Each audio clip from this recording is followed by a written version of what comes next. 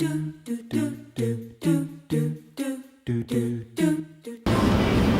live in heaven. Everybody's got a thing, but some don't. Okay, awesome. Thank you. All right. Have a good one. Out in vain, accepting things not worth having. Porcelain dinnerware made in Connecticut. Made in Connecticut. Don't you worry about a thing, mama.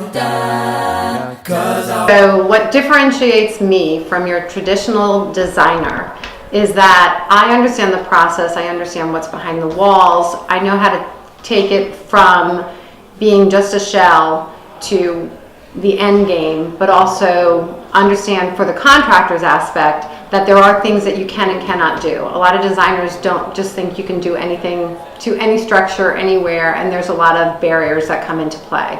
You can do anything for a price, but part of my other goal is to keep things within the realm of what makes sense within the confines of the structure that we're working with.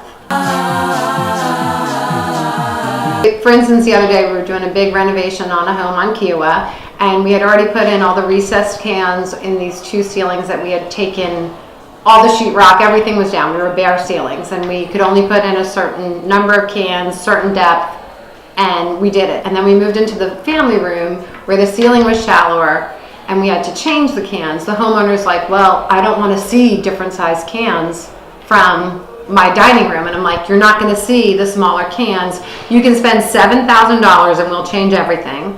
Or you can just buy these smaller cans for your living area, and you will never see the smaller cans from your kitchen and your dining area because your living room ceiling is so high. It was one of those, yes.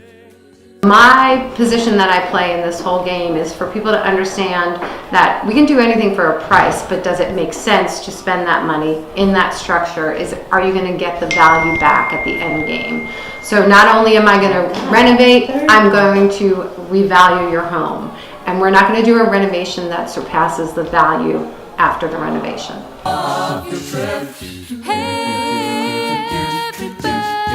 Directly with the general contractor, and I know the numbers on the contract, I can actually direct you as a client which way to go. So for instance, we just had a flooring estimate that was $25,000.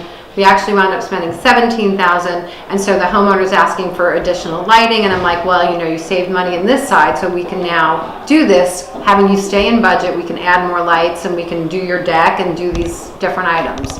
So because I have knowledge of the budget, which most designers just don't take that into play. They just kind of go, okay, this is what we're going to do. I'm an interior consultant. Basically what I do is I go into homes and I give homeowners feedback and ideas to change the space that they live in and make it feel more comfortable and up to date. Everything from taking out walls to changing tile, backsplashes, etc., to let's put up new curtains. I have teams of general contractors and furniture suppliers that I deal with to get the job accomplished. I'm Linda Olsen. You can find me at changeofspaceinteriors.net.